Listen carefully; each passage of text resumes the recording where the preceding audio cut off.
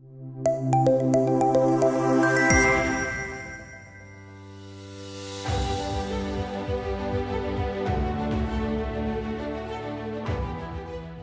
the topic is on public-private partnership in education, institutional perspectives for scalable impact. And it's my honor and pleasure to welcome on stage our esteemed panel speakers.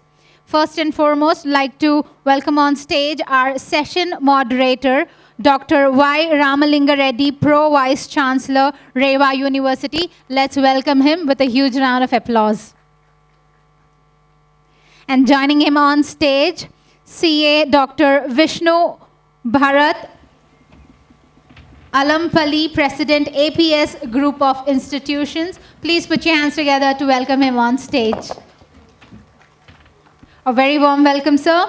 Ladies and gentlemen, please help me welcome on stage Yashaswi Nagori, Managing Trustee, Arihant Group of Institutions. A very warm welcome and a huge round of applause.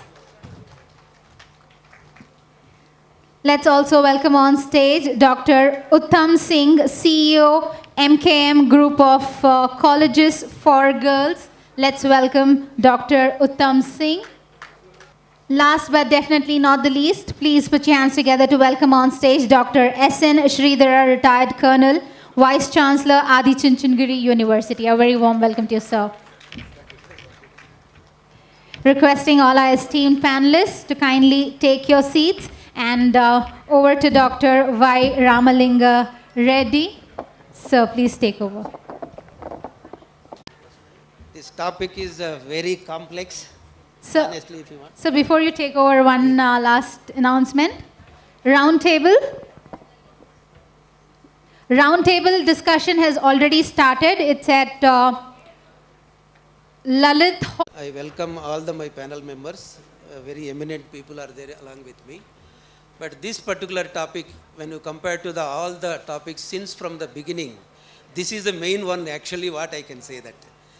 When you talk about our Indian education system, and there is a two-tier actually. One it is the central-run institutions, and another one is the state-run institutions. When you go for the central-run institutions, school level, school education and higher education, both we have seen.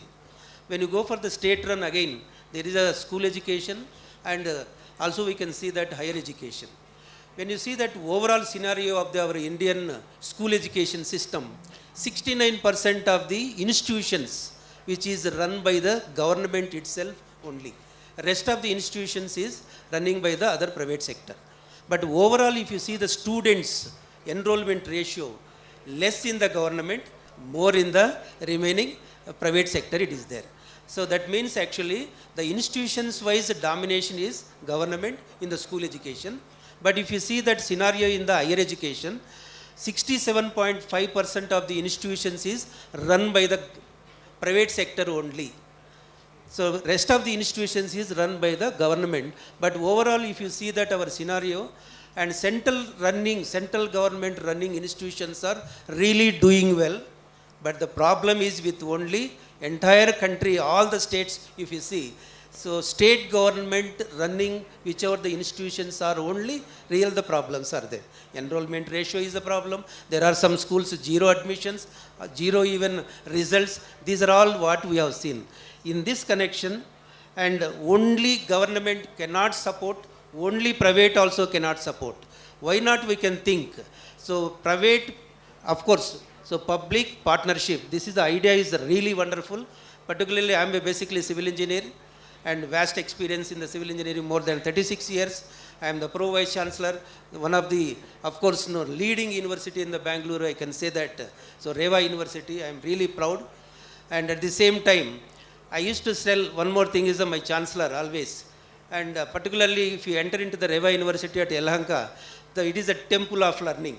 So schools and institutions are nothing but temple of learning. Okay. And when you talk about these things, investment is the major issue. And particularly as a civil engineer, I can tell you. And so particularly you might have seen across the country, everywhere the toll gates. While coming also you might have seen what is a toll. Actually that particular road constructed by some private people, and they are going to operate until their investment is going to get back for that. After that, they are going to transfer to the, of course, government. That is called actually BOT. Okay, build, operate, transfer. There is another concept is there, BOOT, recently people are talking. Build, own, operate and transfer, like that. Same concepts, why not you can implement in the education. This particular topic is really wonderful. And if you want to implement, how we can do it. Once again, I welcome you, sir, all of you. It is really the wonderful topic. And so first thing is, and so I will ask our Sridhara sir, for you this is a question. And this particular public-private partnership model, so is it possible for us to implement in the school education?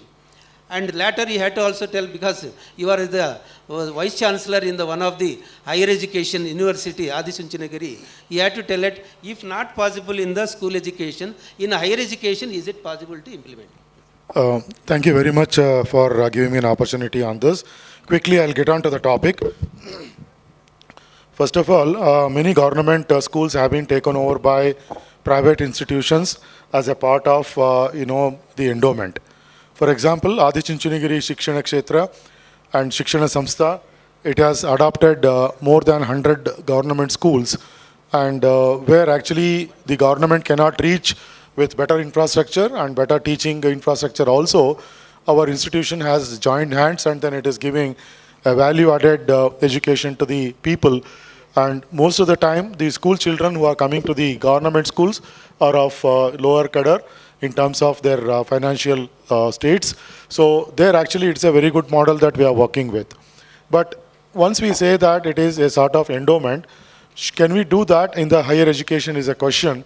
I think in the next 2 cycles when we go across, we will also have a discussion. Quickly, I'll say, at present, some of the research projects are being conducted, are being organized with government institutions joining hand with the private institutions.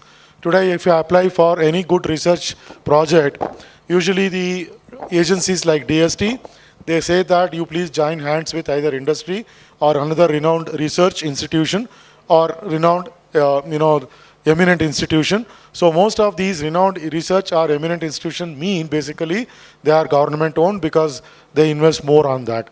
So it is also giving a very good, yield.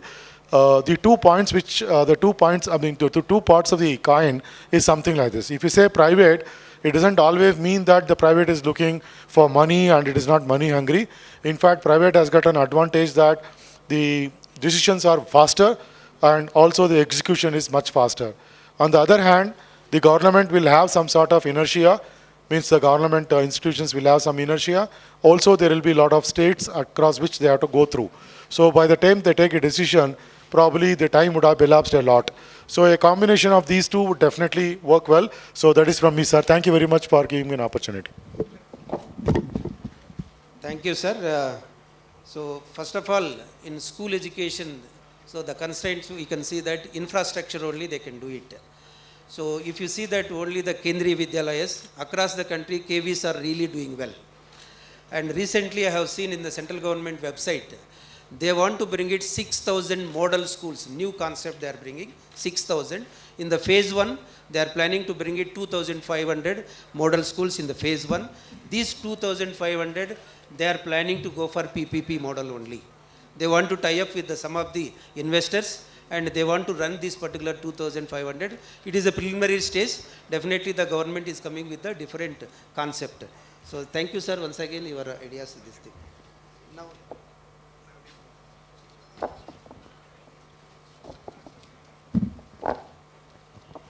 so when, suppose if you give that one PPP model, one organization, if you want to establish, and what type of legal issues and linked things is going to come into the picture, and what is the role of the government, and in this particular legal issues, sir? Good evening, all of you. Thanks for the opportunity. We are all gathered here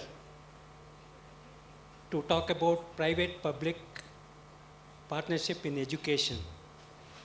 We are not only gathered here for discussing about it, we have to reimagine the architecture of education.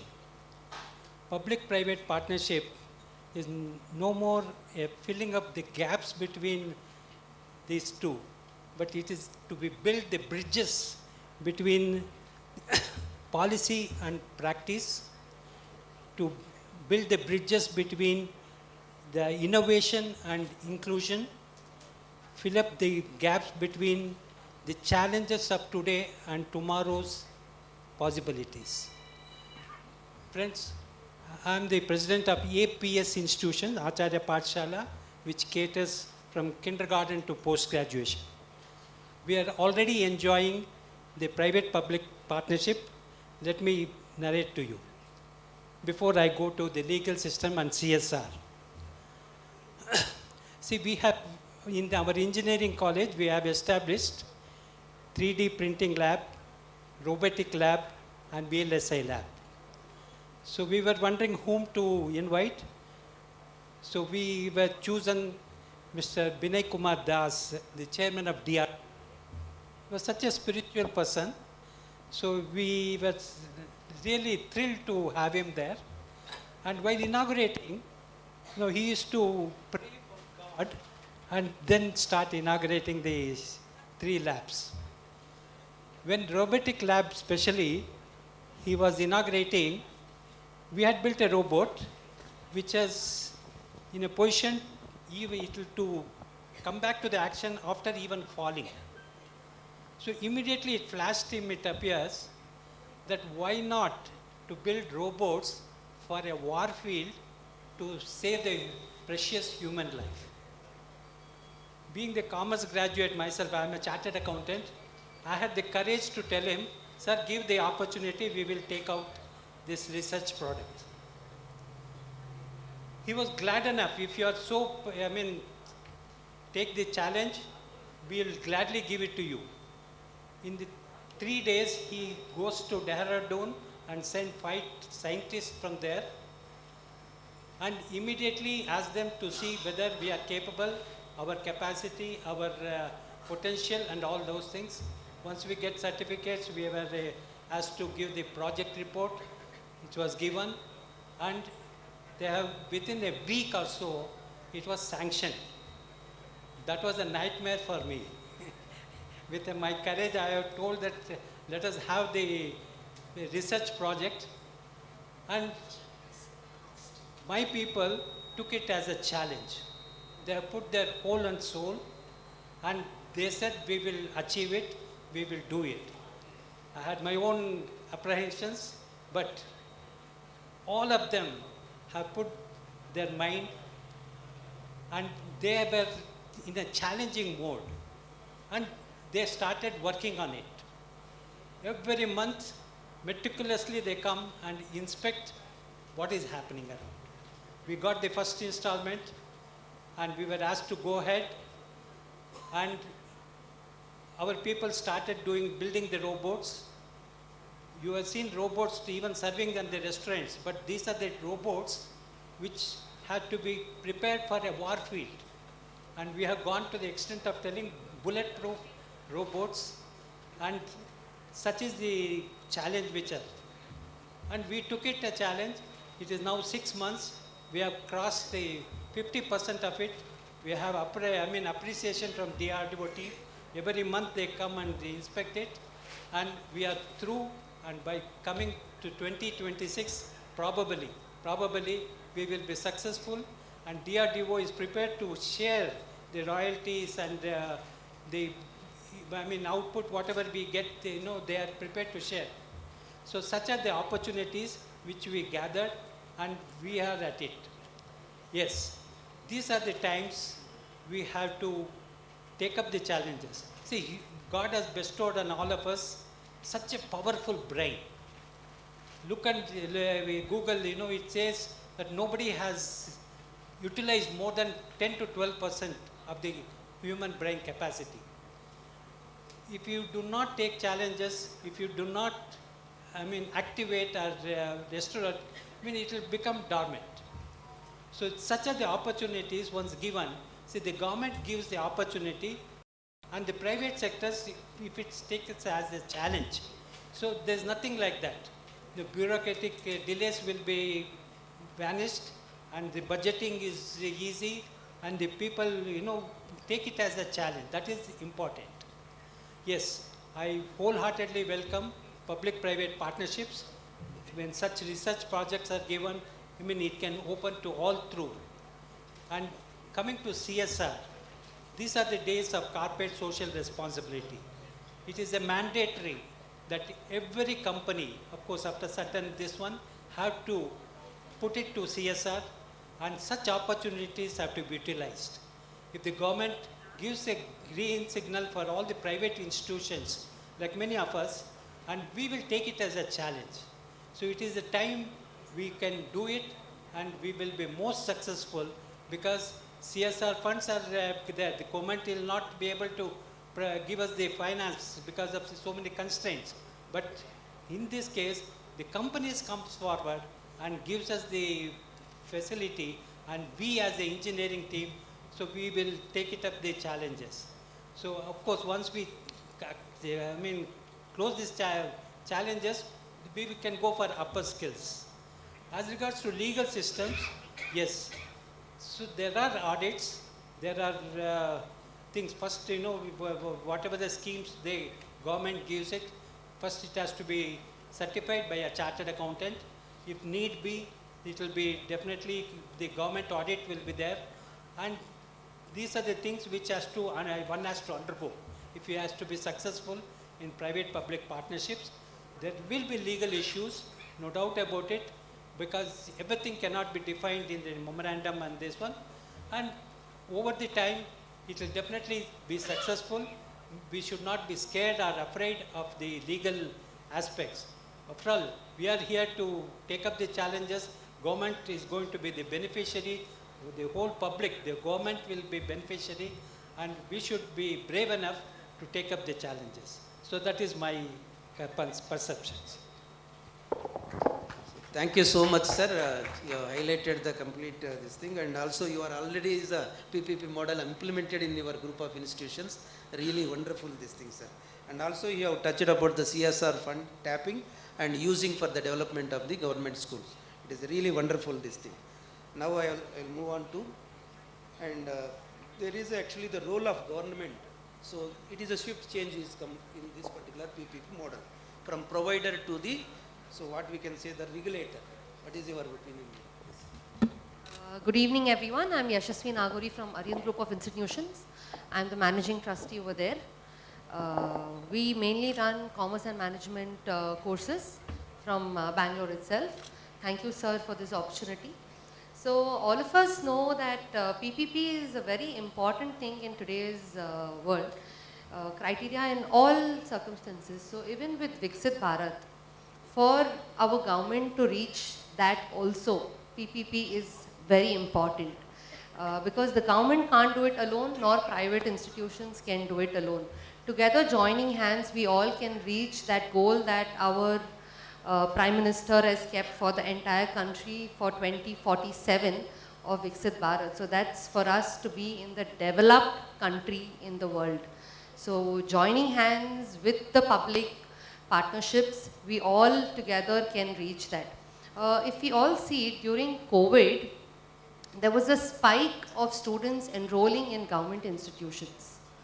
And when that spike happened, all private sector schools and colleges had their eyes opened.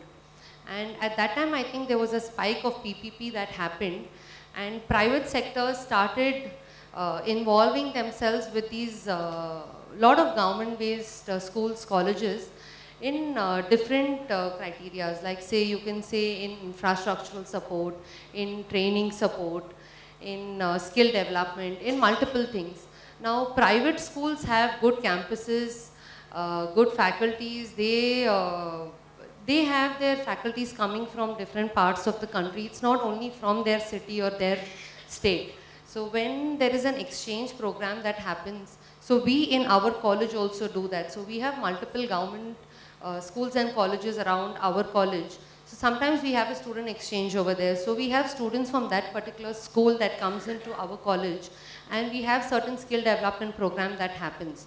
So not 100%, but yes, Arihant Group of Institutions also is part of this PPP. Uh, Also, we can say that with the government supporting the private sector for infrastructural benefits, having their accreditations in place, so that it helps every institute to grow equally. So what happens is when we have our LIC committees coming in, every person or every head coming in has different criterias. But what I feel personally is if all of this is standardized, then growth of the public and the private sector can be equal, and hand in hand we can grow together. So that is my important point in this, that when it comes to accreditation, it's very important for the government to have one standard policy where all institutes across the state or the country follow. So it's easy and a proper growth happens for both. So this is my thought over it, sir. Thank you. Thank you, madam. Actually, you have highlighted the role of the government in the provider to the regulator. Really thankful to you. And there is another thing is here the PPP model is not only for the establishment of the new institution. Under the government, I told you already, and state government schools and other institutions are not up to the level of the central government. So wherever the state governments or any government school is under the SIC, so the even private people can invest and uplift that. That is the one way of this thing. Another way is whichever the institute is running by the private across the country, which is not doing well, and we can so tie up with the government and government can uplift that. This is a both way win-win situation.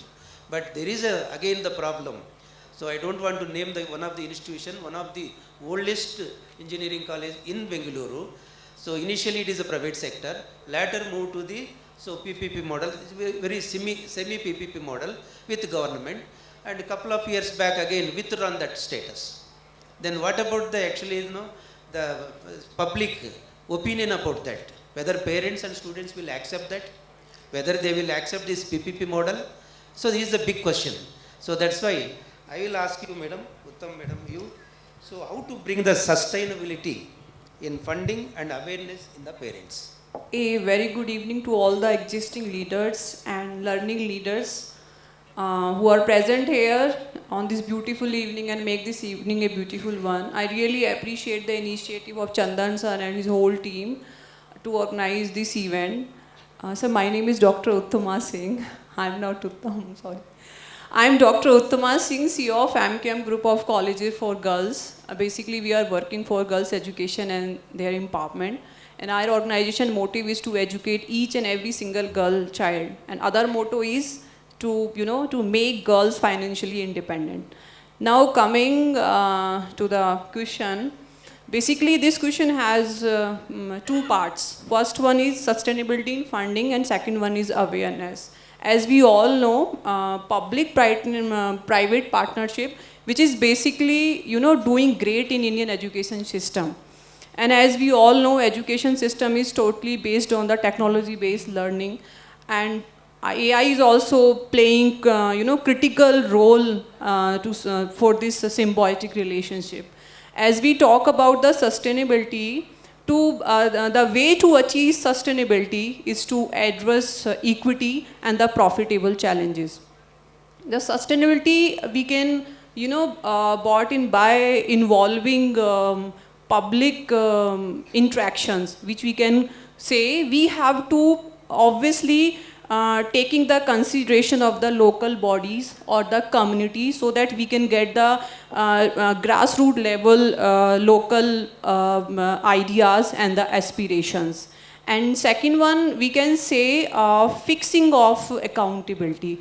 As we all know, government, government should be proper guidelines should be opted by the government. Why?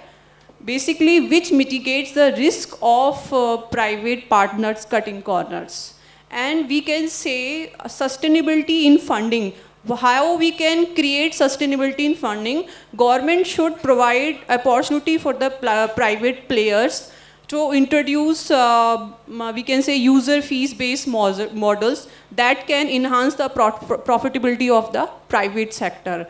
And if I talk about the risk mitigates, when I talk about the risk mitigates, what implies? It implies that government should like introduce or create different type of model for the concern of private players. Why? Just because, somehow private players have to face, we can say lack of accountability, profitability. So government should compensate private sectors or for, we can say, to enhance the motivation for a private sector for boosting their profitability and the sustainability.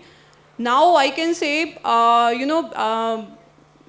to shift the risk and cost. For this, government should introduce other models also.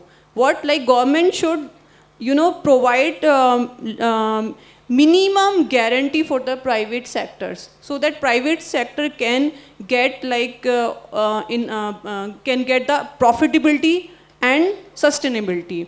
And the last one I can say, basically it is called say information asymmetry. We have lot of projects in our hand which are complex in nature. We have lot of projects which are somehow new and lacking expertise. So government should some mechanism to support the private sectors to enhance the sustainability in funding and creating awareness. Thank you, sir.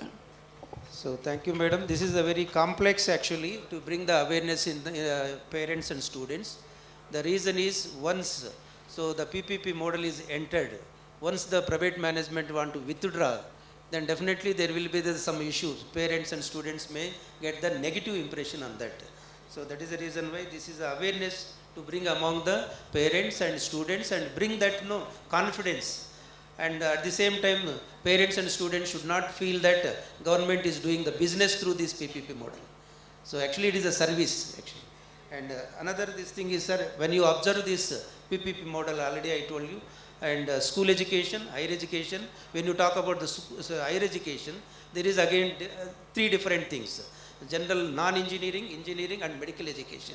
When you see the medical education, what I feel as a senior person, and implementation of the PPP model in the medical education is very easy compared to the other three sectors. The reason is, particularly in the medical education, the basic requirements is the first is the, of course, teaching, learning and classroom requirement, that is infrastructure, and then you could go for the when teaching hospitals are required, then so what you can academic infrastructure is required.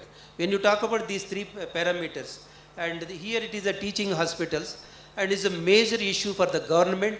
Because of that, government is alone is able to establish the government medical colleges. When you see the across our country, even in the Bengaluru only, there are many multi-specialty hospitals they are running. There are eminent doctors are there. They have the facilities. If those particular multi-specialty hospitals join hands with the government, establish one medical college, and in the PPP model, definitely this is going to become as a successful model. This is my opinion. Please comment on that, sir. Sridhar, sir. Thank you very much. It's an apt question for me. Just to recall, today morning we had 10,000 the public actually coming for a jata. It was a walkathon to commemorate the awareness among the public, basically regarding the organ donation. Why did we organize that? Adichunchanagiri Shikshana Trust established a medical institute in 1974 in a remote village in Mandya, and many people ridiculed that it may not run.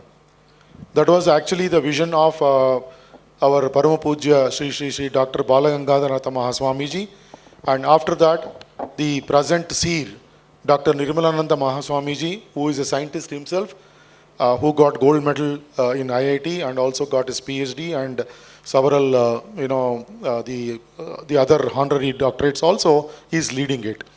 What he did basically was, as soon as he took over as the seer of the SMART, he became the Chancellor of the university, and then he actually initiated a lot of funding for super specialty hospital.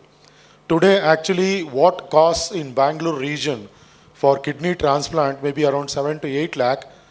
Our institution and hospital is actually doing for only 50,000 rupees to 80,000 rupees. That is the power of actually having a relationship between private and public. What did we do? Basically, we approached the local government and also the Rotary and other, the voluntary organizations to support us. Basically, MUT goes through many of these types of dasohas like education, health, etc. So under that, some fund is also reserved. But now what we are attracting basically is the doctors from Bangalore who are actually having very niche expertise in conducting such complex surgeries are coming to our institution and performing this. The advantage is passed on to the public, where the public are actually, taking the benefit of this. Today it was really emotional point for most of us. One of the brain death woman's corpse was actually, donated by another daughter, and daughter was called on the stage to share what is her thinking about. The first thing she said, because of this brain death, and anyway after the death we are going to, cremate this particular thing into either to the soil or to the fire. Instead of that, why I should not donate the body? And therefore nearly 8 other patients got the benefit of it. And she says, my mother is living through all these organs in some other people. And this is a perfect PPP model wherein we get the funds from the government. Also we take some fund from the government for social responsibility. Second one, we pump our money as a private property. We also take the money from social voluntary organizations like Rotary, and that is how it is going perfect, and definitely it is sustainable. Only one point I'll just finish off, time is very short.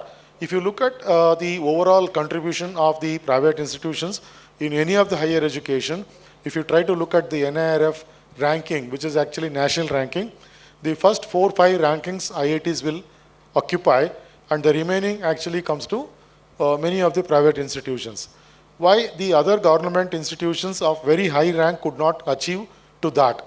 Mainly because if you look at the return on investment, in private sector we look at more on return on investment, not only in funding, but also in terms of credibility.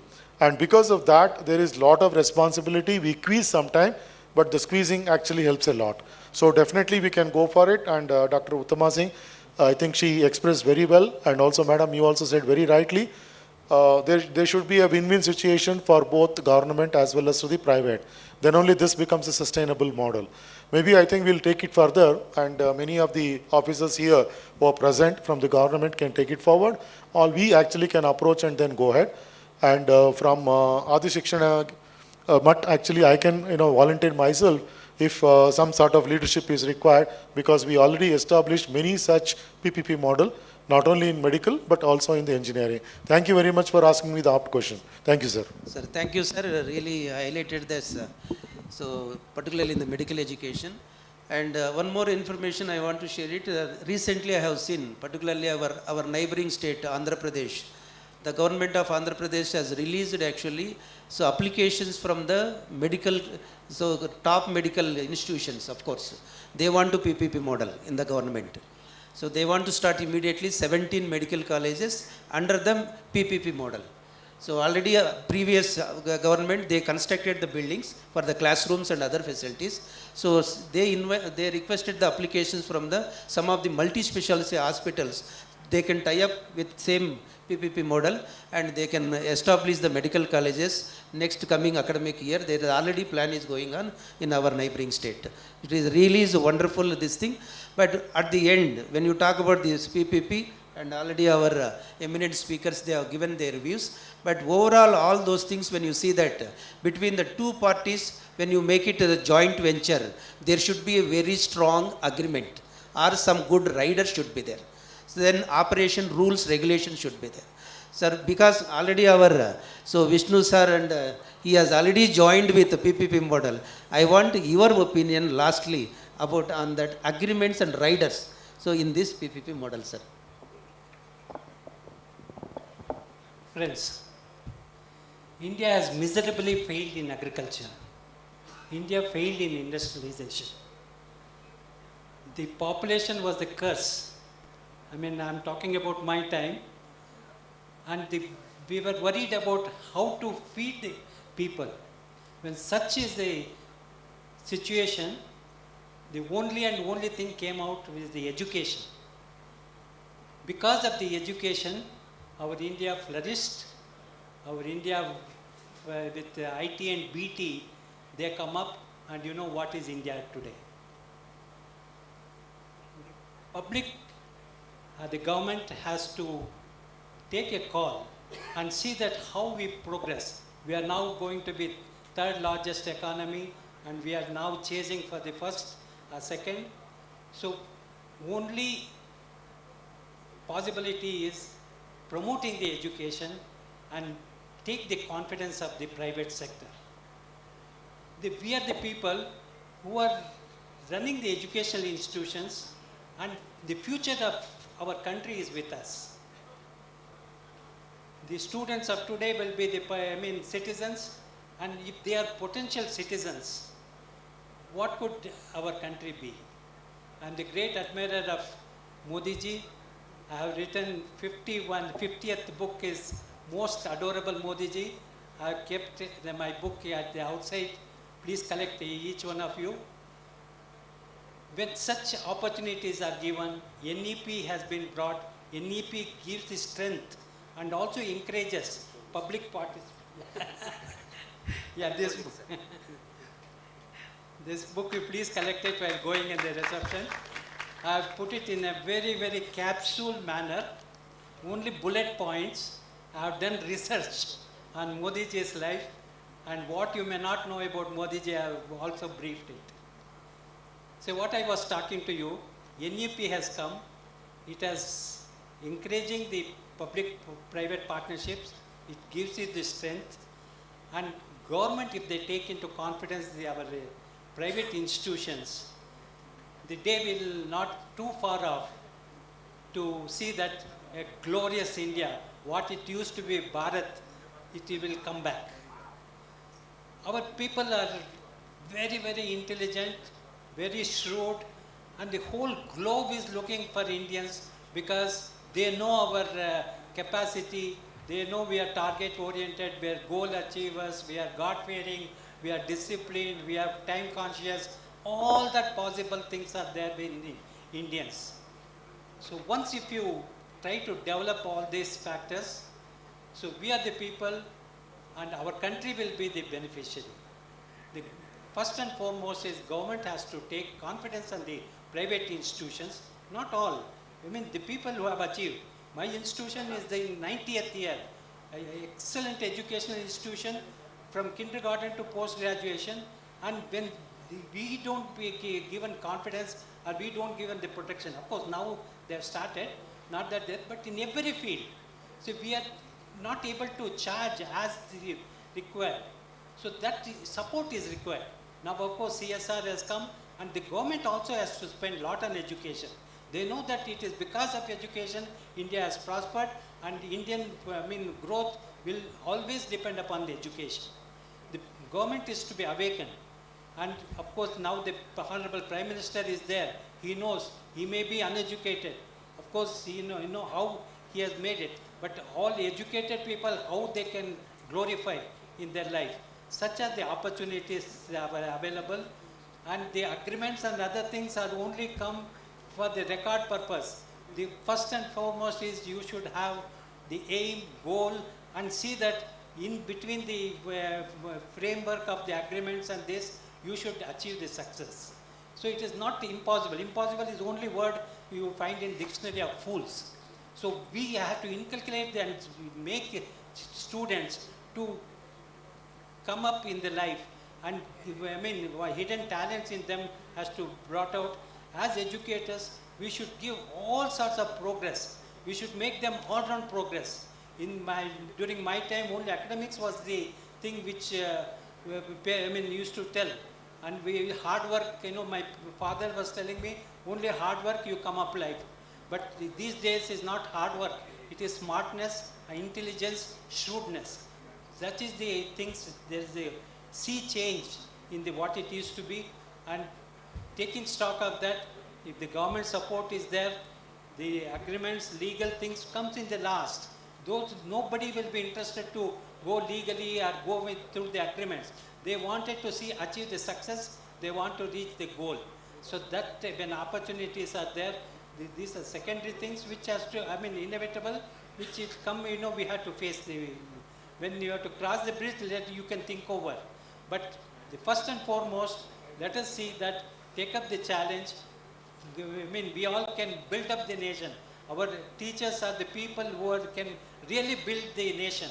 They are the builders of the nation, not the other professions or business or anything. So the future of India is in our hands.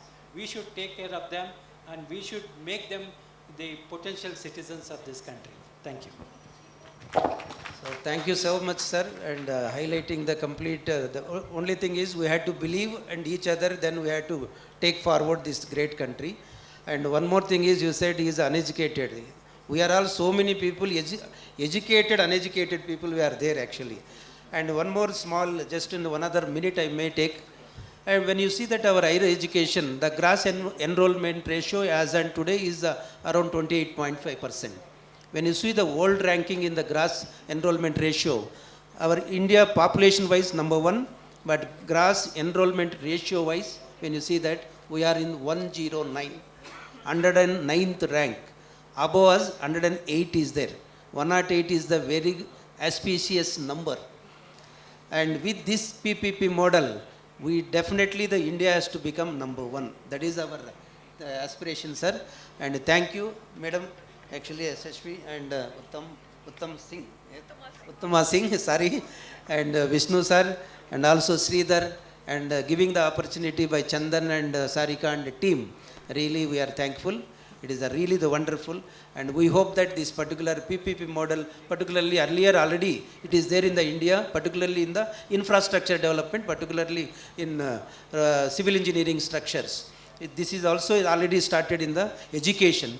Definitely it is going to become one of the booming area in the PPP model in the education. Thank you, sir, giving this opportunity.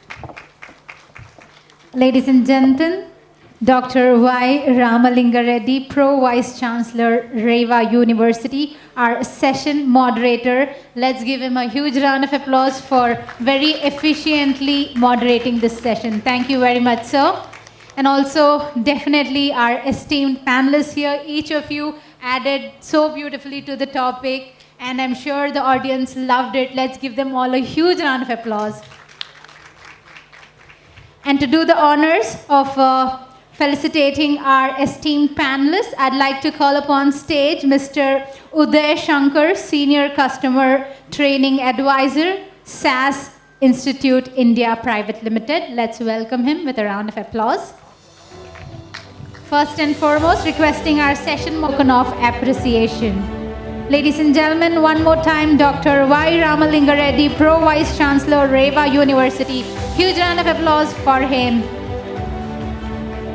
Requesting CA Dr. Vishnu, Bharath, Alampalli, President APS Group of Institutions, to kindly accept this kind gesture of token of appreciation. Well, big takeaway today, impossible is in the dictionary of the fools. Let's not forget. Let's give him a huge round of applause for that. And I request Ms. Yashaswi Nagori, Managing Trustee, Arihant Group of Institutions, to kindly accept this token of appreciation. Thank you very much for all your valuable inputs. Means a lot to all of us here. Ladies and gentlemen, Dr. Uttama Singh, CEO, MKM Group of Colleges for Girls. Huge round of applause for her and appreciating her inputs here at this panel discussion. Thank you very much, Dr. Uttama Singh. Last but definitely not the least, ladies and gentlemen, Dr. S.N. Sridhara, retired Colonel, Vice Chancellor, Adichunchanagiri University. Thank you very much, sir, for all your valuable inputs. Really appreciate it. A huge round of applause for him, ladies and gentlemen.